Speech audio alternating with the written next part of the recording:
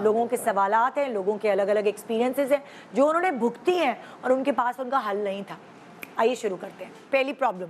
तो हमारी शादी ऐसे हुई थी कि मैं शावेज़ को बिल्कुल भी पसंद नहीं करती थी, लेकिन शावेज़ मुझे बहुत ज़्यादा पसंद करते थे। तो शावेज़ ने मेरी सिस्टर से दोस्ती करके मुझे इम्प्रेस करने का सोचा और इसी तरह से हमारी शादी हो गई। फिर हमारी शादी में प्रॉब्लम ये आई कि हमारी शादी में एज़ यूजुअल जो प्रॉब्लम आती है रिश्तेदारों की नाराज़गी की, लेकिन मेरी फुप्पो नाराज़ हो गई। और फुप्पो तो आपको पता है मनाना कितना ज़्यादा मुश्किल काम होता है। नाराज़ वो इसलिए हुई थी कि उनको कार्ड नहीं पहुँचा था जल्दी, क्योंकि उनको चाहिए था सबसे पहले कार्ड, क्योंकि सबसे पहले फुप्पो को कार्ड जाए, आगे फिर और किसी को कार्ड जाए। फिर जब पप्पो के पास कार्ड नहीं पहुंचा, मैं खुद कार्ड लेके पहुंची और मैंने पप्पो को बहुत मनाया। फिर जाके पप्पो कहीं ना कहीं थोड़ी बहुत मानी और फिर उनको हम लोग खुद लेने के लिए गए इवेंट के लिए, बारात के लिए खुद पिकअप किया हमने उनको। ये जो रिश्तेदार नाराज़ हो जाते हैं इन्विटेशन को लेके, ऐसा क्या करना चाहिए कि रिश्तेदार नाराज़ ना हो? इतनी ज़्यादा टेंशन क्रिएट हो जाती है कि इन्विटेशन को लेकर रिश्तेदार नाराज़ हो गए कि हमें पहले नहीं दिया। आप लोग मुझे बताएं कि इसका क्या सोल्यूशन हो सकता है। अच्छा जी, मैं लबे-लबाब बता दूं जो सारी के रिश्तेदार, स्पेशली जब आपके घर में इवेंट होता है, आई डोंट नो उस वक्त सबसे ज़्यादा कोऑपरेशन की ज़रूरत होती है, लेकिन उस वक्त सारे रिश्तेदार इतनी सी बात को इतना कर लेते हैं क्योंकि उनको पता है कि हमारे यहाँ रिश्तेदारों के दोस्तों के बगैर शादी नहीं हो सकती, बहुत ज़रूरी होता है। सो इनका सवाल ये है, ऐसा हम क्या करें कि वो स्ट्रेस और वो टेंशन, वैसे ही शादी की इतनी सारी होती है, उससे हमें गुजरना ना पड़े और रिश्तेदार नाराज ना हो।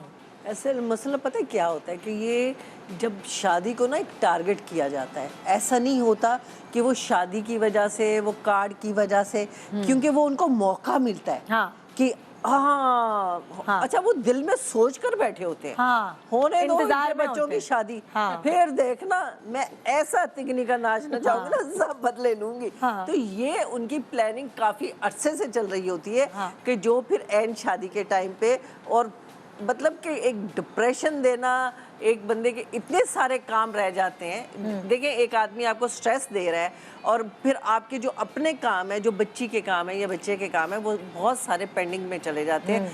तो आपको पता होना चाहिए कि हमारे रिश्तेदारों में ऐसे कौन कौन से रिश्तेदार हैं कि जो एंड टाइम पे गंद करने वाले हैं।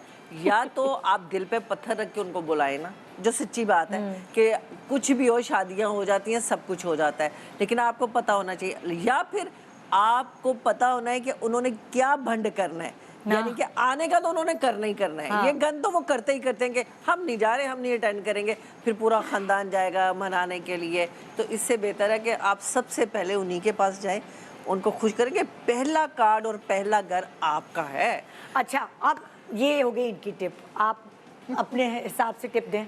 मैं अपने हिसाब से टिप ये दूं कि पहले भी मैंने आपको बताया था ना, मैं कार्ड देने खुद गई थी, बल्कि सबने मुझे यही कहा कि अब तो मोबाइल का दौर है, आप व्हाट्सएप करें। तो उनके लिए नहीं, लेकिन मुझे खुद बहुत अच्छा लगता है कि मैं जाके, क्योंकि मेरे एक मामू माशाल्लाह 90+ हैं। वो रे माशाल्लाह। तो मैं वो व्हाट्सएप नहीं देखते। मैं ये नहीं कर सकती कि मैं उनको व्हाट्सएप पर कार्ड भेज दूँ या मेरे दूसरे मामू या मुमानी दिखाएं। तो मैं सिर्फ उनका सोचकर ये इनिशिएटिव लेती हूँ कि मुझे बड़ों के यहाँ कार्ड लेकर जाने।